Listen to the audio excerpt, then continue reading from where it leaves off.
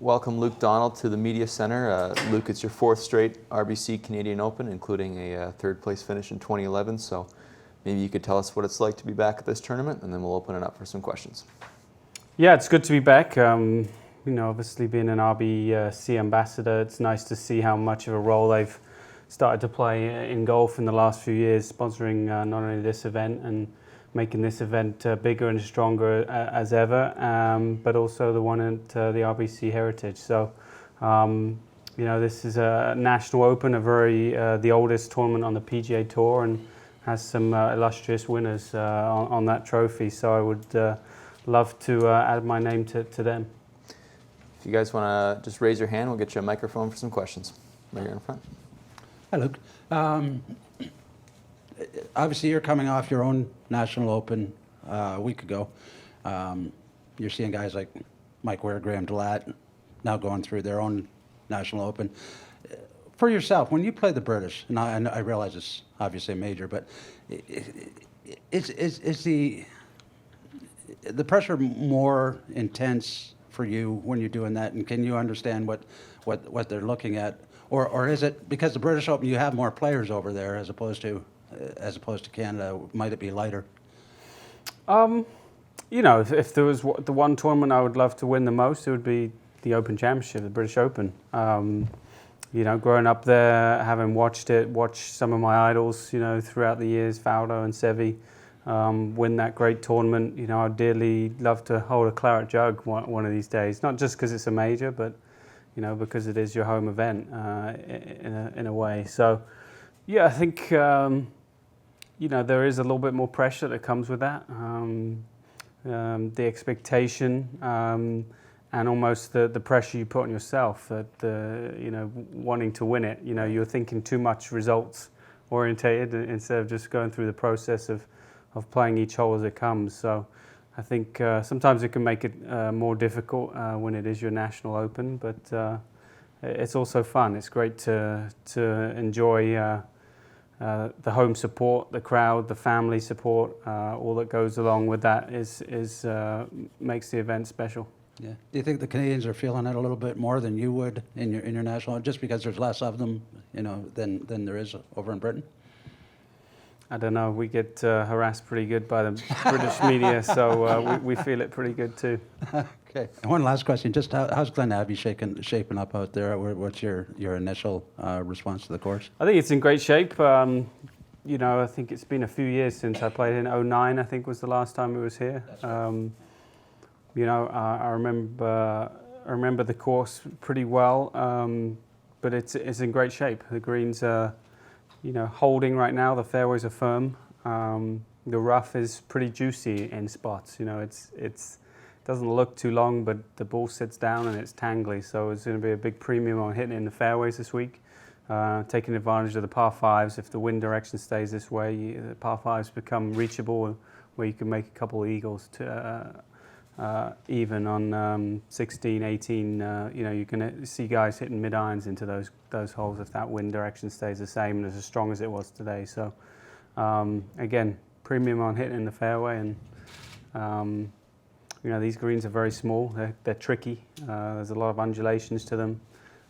So if you can attack them from the fairway, it's going to be important.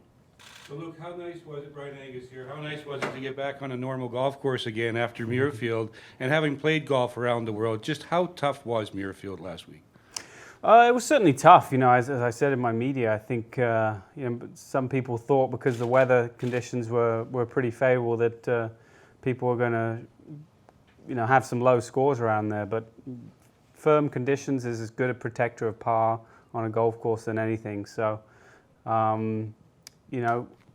when it's that firm, if you're a few yards offline, suddenly it becomes 15 or 20 yards because the ball's just running and running. So, it was a tough challenge. It was fair. The afternoon rounds on Thursday and Friday went to the edge.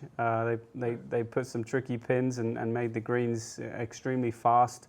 What we're not used to seeing in links golf, seeing them run out that much. But it was obviously a disappointing championship for me, but it got a worthy winner in Phil Mickelson. Right here in front, Mark. Luke, first of all, thank you for supporting our national championship. Great to see you here back at Glen Abbey. This is a tough time of year. You just come on the Open Championship. Now we're here at a national championship, World Golf Championship event coming up. There's still a major and then a playoff run where Sure. you will have a home game, another home game in Chicago. Right. How hard is it to stay mentally fresh this time of year? I know everybody looks at the physical side, say, God, these guys are doing a lot of traveling and these guys are playing a lot of golf. And I know you're a professional and it's your job to be ready to play. I get that.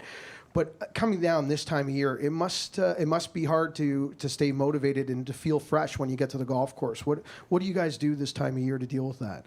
Well, it's always easy to be motivated. I mean, you know, we're out here trying to win tournaments, and that's motivation itself. But you know, you're right in the fact that this time of year becomes mentally and physically quite draining. You know, obviously coming from the UK to here, to a World Golf Championship, to another major, you know, it's not ideal to be playing 4 in a row with the PGA being a fourth, but and then have the run of FedEx Cup events. So it's tough. You've got to make sure you're efficient with your practice, and take some days off when you can. You know, for me, it was important. Actually, yesterday, you know, I could have come out here and practiced, but I thought I'm going to have a chance to take a few hours away from the game, and I did. So, you know, it's about balancing, you know, your practice and making sure that you are ready when Thursday comes. You know, so it's tough. It's a tough balancing act. It's something I've had to deal with, you know, my whole career, playing both tours as well. But you know, this year, to try and make sure I was fresh, I probably played a couple of events less on my schedule than previous years. So hopefully that will work out for me. Okay, we've got time for one more question right over here. Luke, speaking of the arduous schedule, I'm just wondering, would you be here if it wasn't for your affiliation with RBC, or would this be a really good week to take off? It's a good question. I mean, it's certainly not ideal, as I said, to play 4 in a row. But RBC has done a great deal for the game of golf and for the sponsorship of these 2 events. You know, and you know, ideally this tournament would be in a different slot. But you know, I'm committed to my agreement with them, and I'm committed to trying to make this championship as good as it can be, and I'll be here trying my hardest. Okay, thanks, Luke, for your time. We appreciate it, and good luck this week. Thank you.